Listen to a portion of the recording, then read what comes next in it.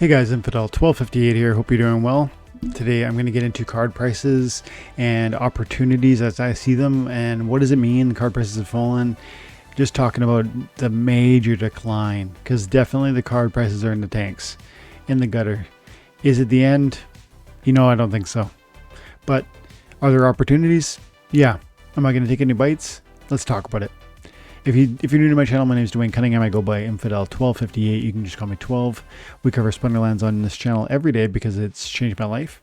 And I think it might change yours. And one of the exciting things about this game is that not only are there financial opportunities that come out of your investment of time and effort, but also there's this potential that there would be this major multiplier on assets that are overlooked during bear market moments. And this for Splinterlands is a bear market moment. Frankly, this for crypto today is a bear market moment, with Bitcoin down $10,000 in the last like 3 days or something like that, and a lot of red over the last few days. And nice to see a little green upturn here. But you know what I mean. Things are not all gravy. They're not all sunshines and rainbows. And so I was tracking my card price valuations on Twitter, and I haven't been there recently because I've just been too busy with my new adopted son, my other kids getting ready for summer. I'm taking 6 months off from my work with the church, which means a crazy amount of preparation to try and make sure I do that well. And so for all those reasons, I haven't been active on X, and I've missed a few days on Splinterlands YouTube. So I'll do my best to stay on top. But today when I popped on, I thought, what I want to see, because I keep going to Peak Monsters and I see my card collection and the valuation around $15,000 today US. That is small compared to where it's been. And if you're new to my channel, you might not know this, but if you've been here for a while, you've seen me reference this data.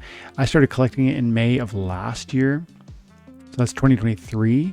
May, my card collection was worth $50,000. And at that time, Rebellion wasn't yet out. So, I wasn't getting any Rebellion airdrops. And I think even at that time, if we go that far back, we were still getting Rift Watcher airdrops.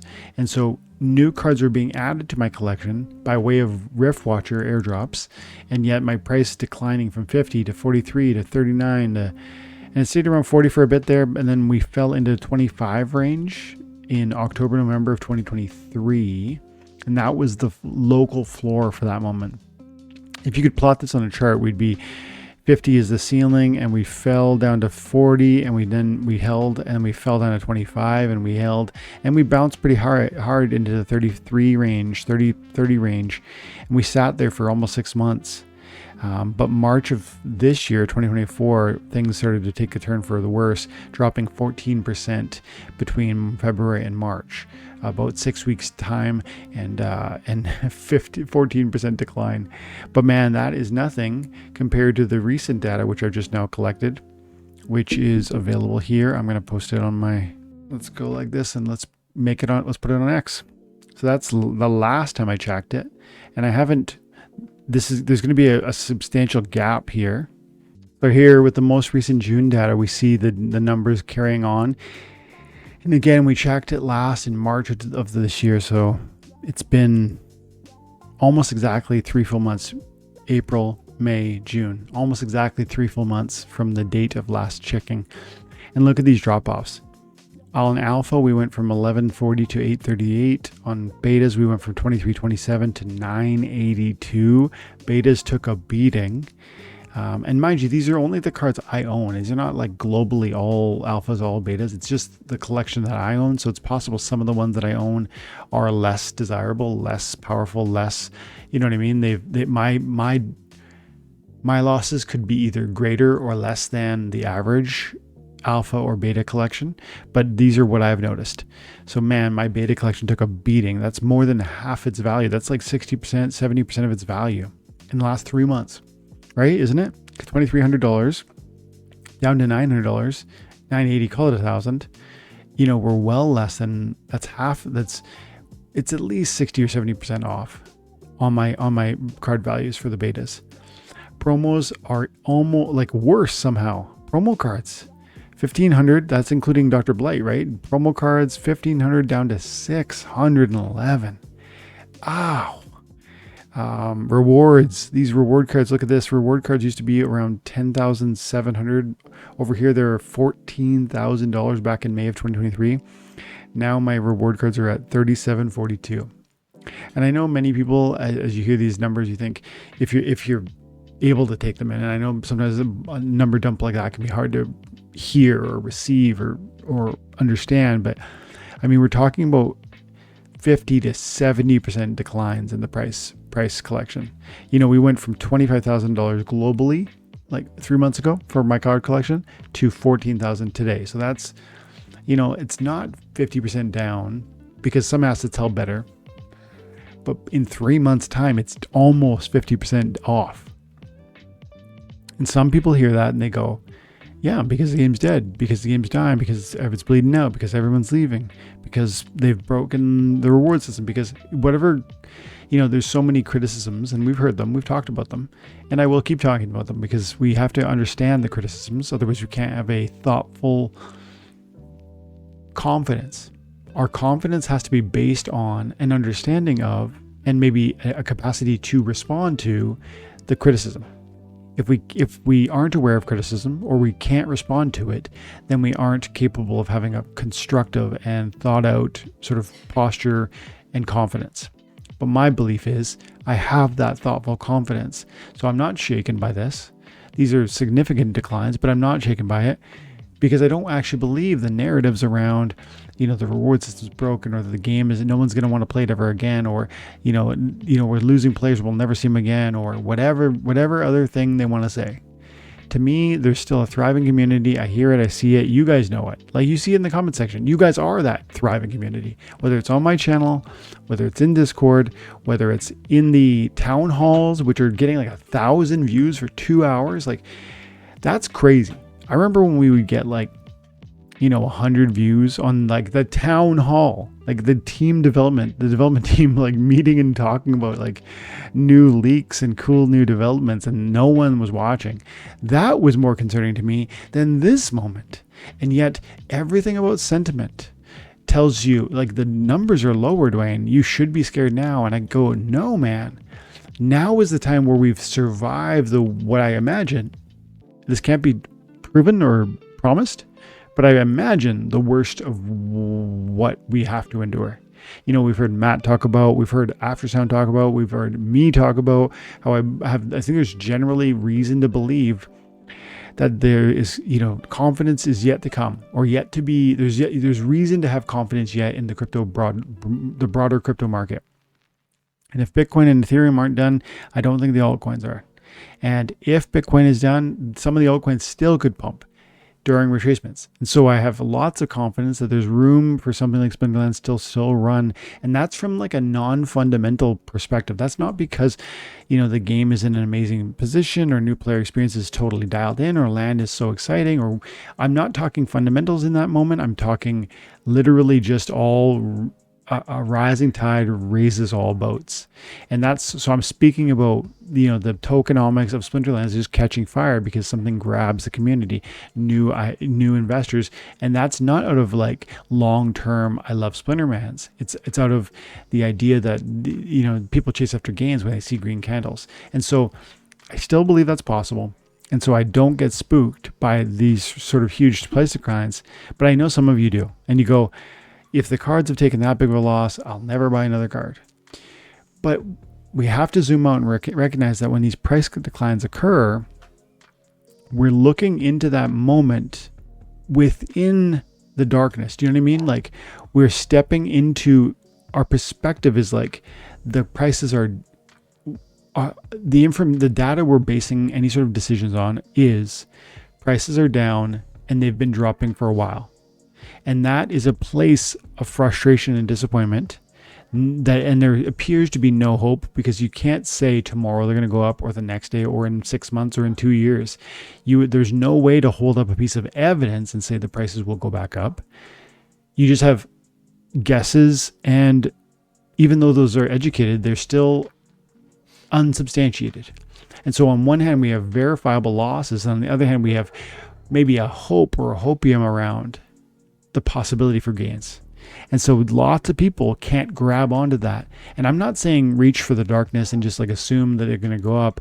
If that were the logic, you could buy any crap coin and just, you know, hope for, you know, gamble and just hope it's going to go up. What I'm talking about with Splinterlands is that thoughtful analysis of where we've been and what we've been through and how we've persisted, and the community is stronger than ever because of the reasons I pointed to, like looking at comment sections, looking at YouTube viewership, looking at the team, our attention being paid to the town halls, which is really, really high. Like look at the last town hall, it's like 1,000 views. It's a 2-hour live, man. That's great viewership. And so, yeah, the prices are taking a beating. Let's finish the data here. My dice has lost half its value. My chaos has lost half its value, a little bit less than half its value. Rift Watchers taking a beating.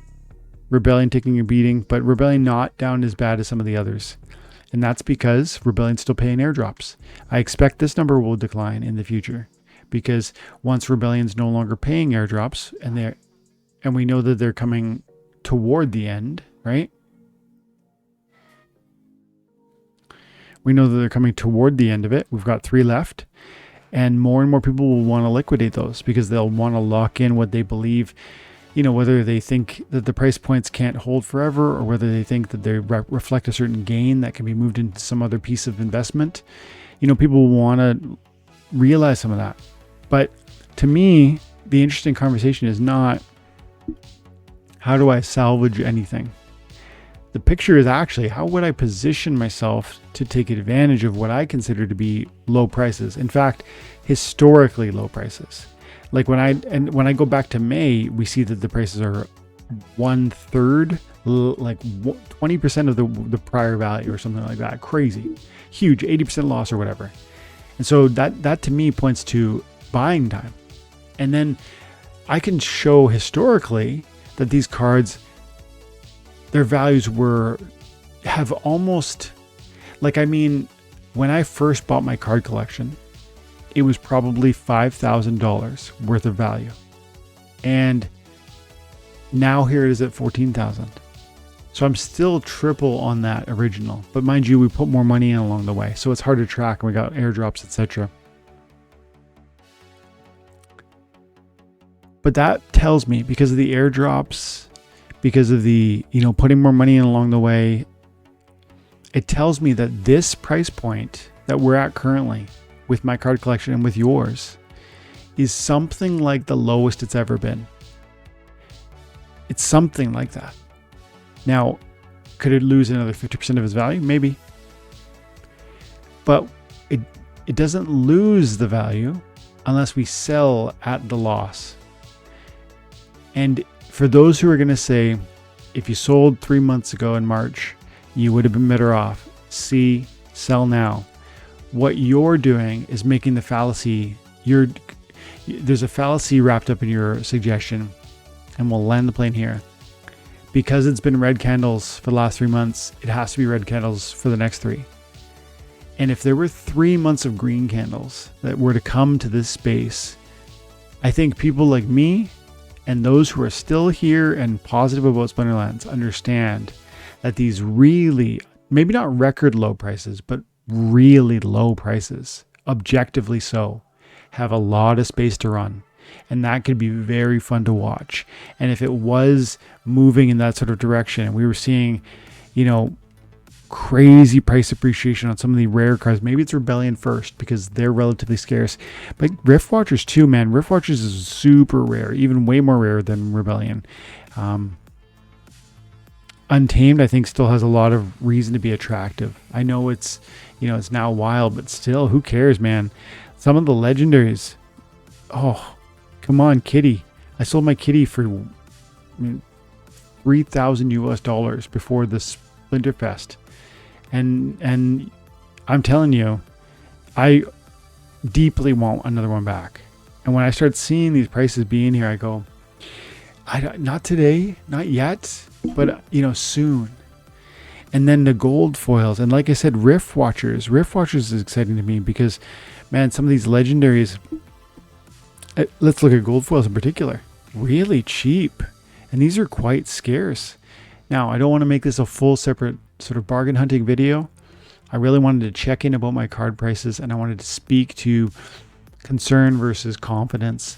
And again, we come at confidence not blindly, but based on thoughtful reflection. And if the prices are at what is something like an all-time low, or not an all-time low, but a very deep low, to me, that's not a place of concern. That's a place of opportunity. And I start looking for things like this. It gets my mind running. Now, I don't have a lot of extra money on the side because I got a brand new kid and we're not investing in stuff like this right now, but I'm looking. And I'm slowly accruing DEC from some rentals. And yeah, you know, every now and then I'm going to be buying stuff because I see opportunity, not concern. Let me know in the comments below if you're with me on that one, and I hope you have an amazing day. God bless.